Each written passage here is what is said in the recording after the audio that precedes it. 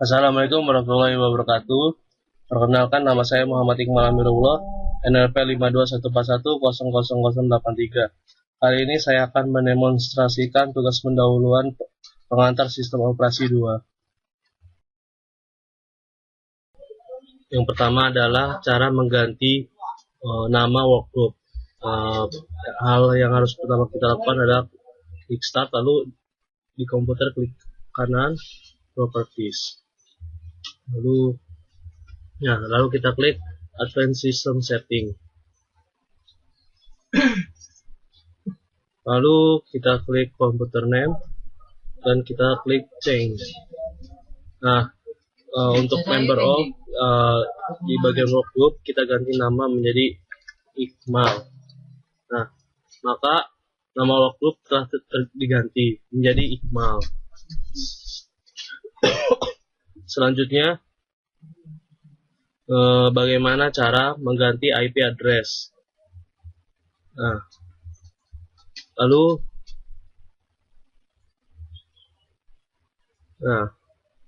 Pertama kita klik kanan pada jaringan atau Open Networks and Sharing Center. Lalu kita klik ini Local Area Connection. Lalu kita klik Properties.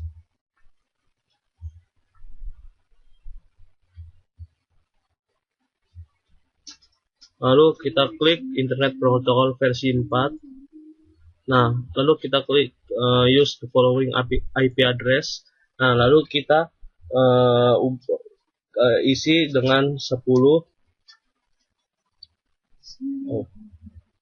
126 1 lalu NRP saya 83.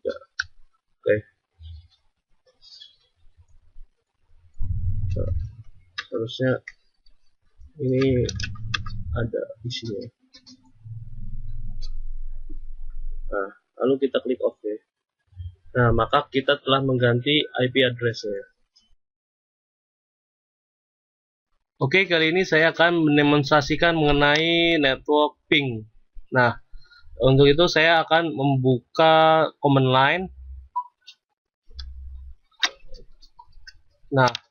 Pada command line yang pertama adalah lakukan ping kepada is.itc.id. Oke, saya tulis ping is.its.ac.id.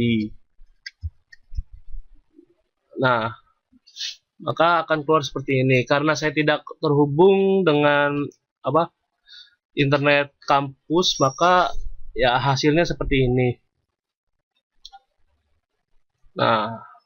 Ini bakal keluar sekitar 4.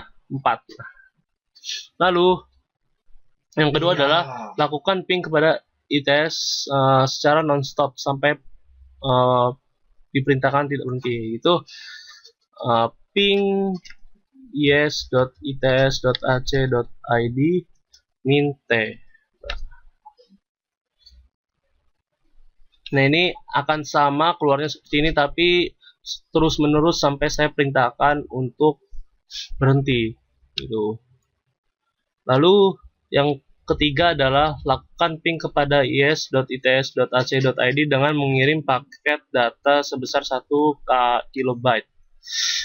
Itu saya berhentikan terlebih dahulu, Ctrl C. Lalu yang ketiga yaitu ping min L 1000 is.its.ac.id.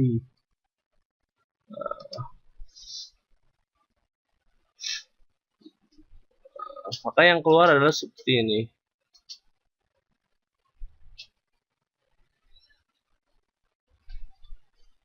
Oke, demikianlah demonstrasi mengenai network ping. Terima kasih.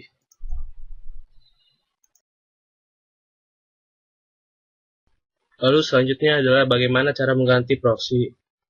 Klik start, lalu pada search kita tulis internet option. Ini dia. kita pilih internet option, lalu kita klik connection. Nah, lalu pada LAN setting, nah itu lalu kita pada proxy server kita centang use a proxy server for your LAN, lalu kita isi addressnya proxy.its.ac.id, lalu portnya kita 8080. Nah, lalu kita klik OK. Nah, maka Anda bisa langsung bisa mengakses internet di ITS.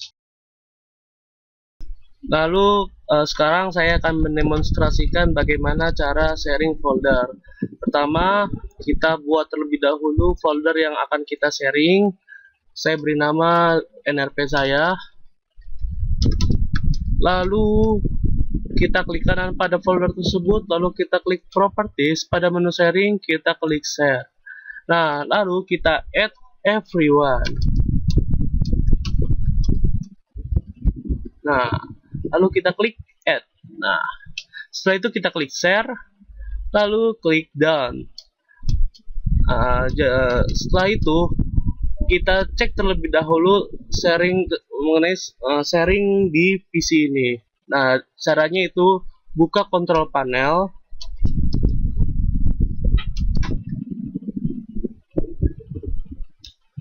lalu kita buka atau kita cari sharing.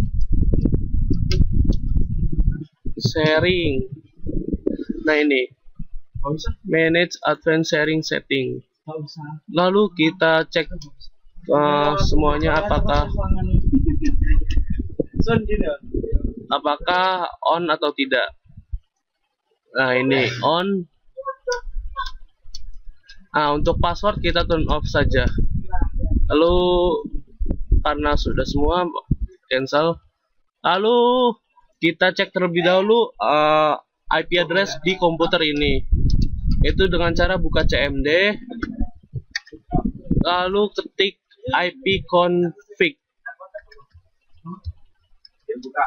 Nah, ini adalah ipconfig pada komputer ini. Lalu pada VirtualBox kita langsung saja ketik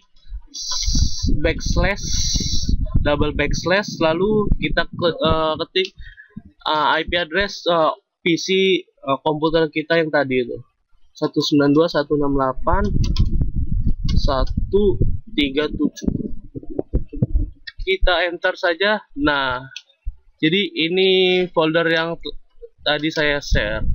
Demikianlah, terima kasih.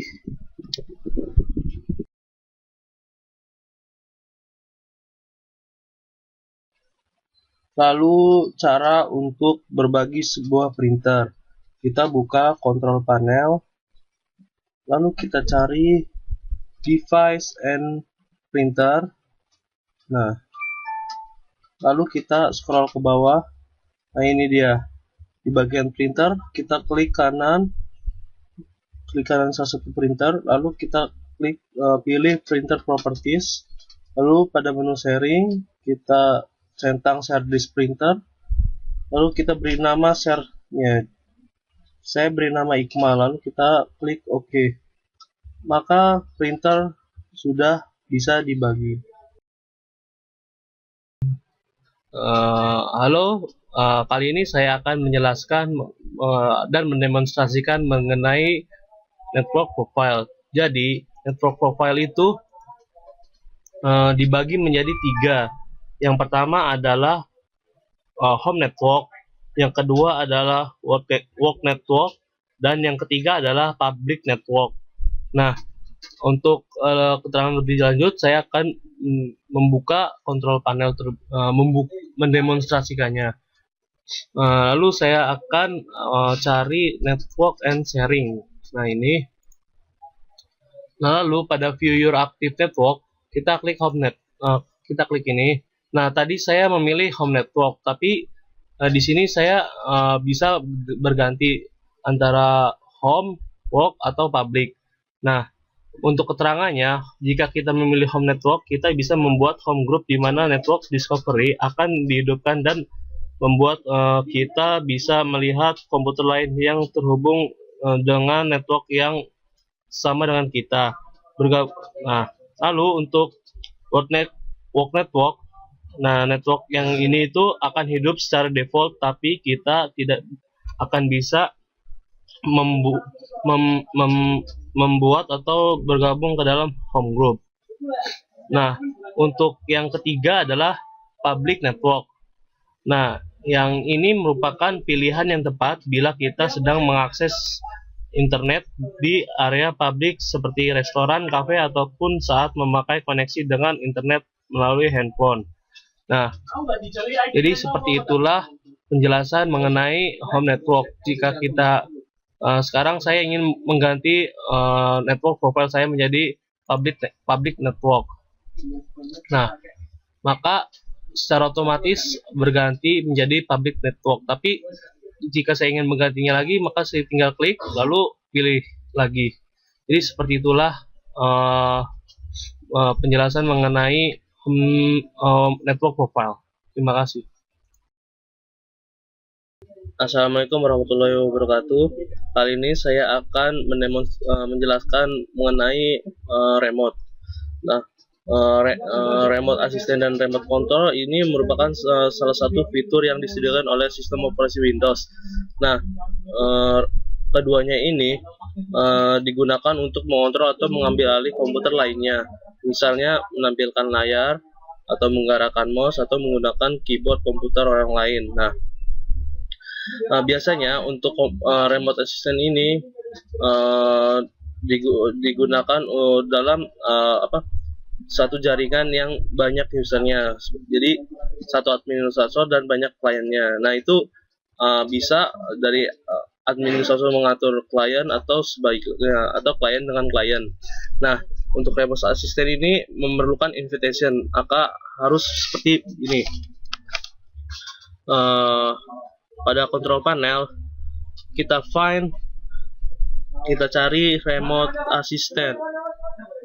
Nah, ini untuk menginvite PC yang lain kita klik invite. Nah, tapi karena saya sudah menginvite ini, nah ini jadi seperti ini. Lalu saya buka FB saya. Nah, ini seperti ini untuk remote assistant. Saya klik OK. Nah, ini saya klik yes. Nah, jadi seperti ini. Nah, gambarnya akan seperti ini. Ini saya sedang meremote komputer saya. Lalu untuk yang satunya remote desktop, cara penggunanya aja adalah dengan kita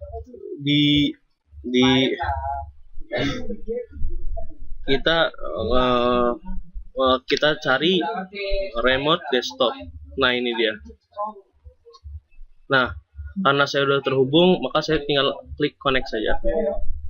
Saya klik yes. Nah, ini untuk remote desktop. Saya bisa mengatur dan bisa membuka komputer, mengendalikan komputer orang lain. Ya, begitulah. Demikian mengenai penjelasan tentang remote. Terima kasih. Oke, kali ini saya akan mendemonstrasikan TP2 mengenai firewall security. Pertama, kita matikan terlebih dahulu firewallnya, yaitu klik start lalu cari firewall. Nah, ini Windows firewall. Lalu kita turn off or turn in. Nah, itu kita pilih turn off Windows firewall dan turn off Windows firewall juga ini. Keduanya kita off. Lalu kita klik OK. Nah, setelah itu kita untuk inbound dan outboundnya itu kita cari lagi firewall. Nah, ini.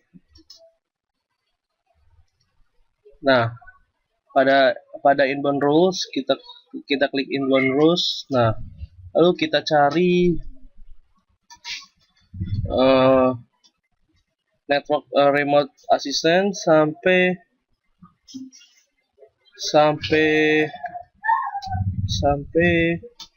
ini routing and remote access. Lalu kita klik enable.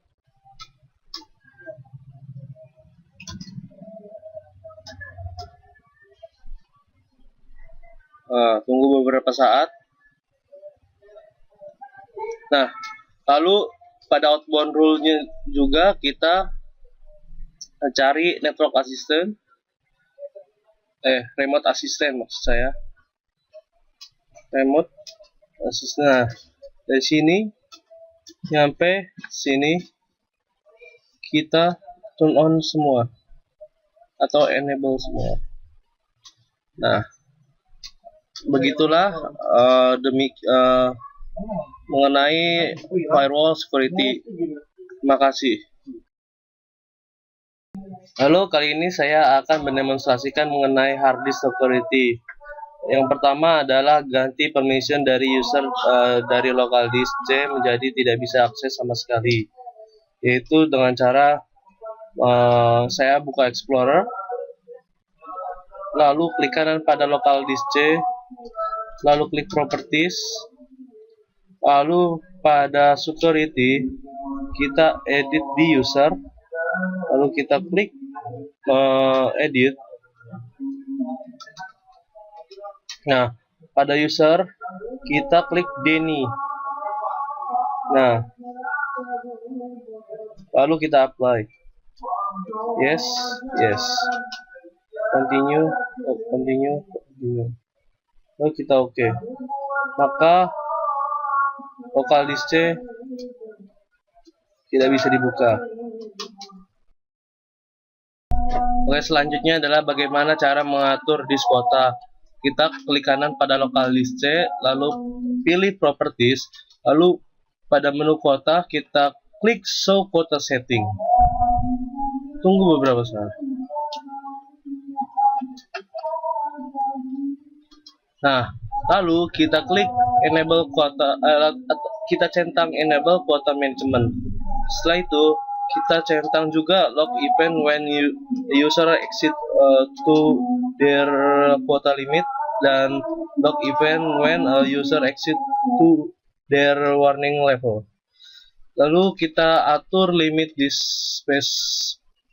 Nah, untuk yang atas kita kasih 100, lalu pilih jadi MB megabyte, lalu yang set warning levelnya kita set jadi 10 megabyte juga. Lalu kita oke. Maka begitulah cara mengatur disk kuota. Oke, sekarang saya akan mendemonstrasikan mengenai super hidden.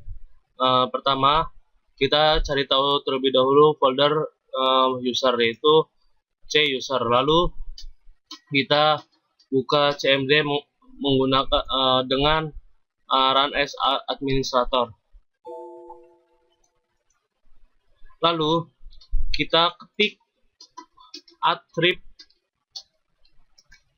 plus S plus H, lalu directory file tersebut yaitu c/user, lalu kita klik enter. Nah, maka untuk mengecek apakah file tersebut tidak ada, ini dia, tidak ada. Lalu kita cek hidden filenya terbuka, nah tetap tidak ada. Lalu untuk menghilangkan super hidden tersebut, kita ketik pada command line attrib min s min h, lalu directory file tersebut, folder tersebut.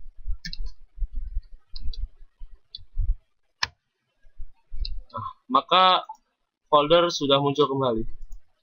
Oke, terima kasih.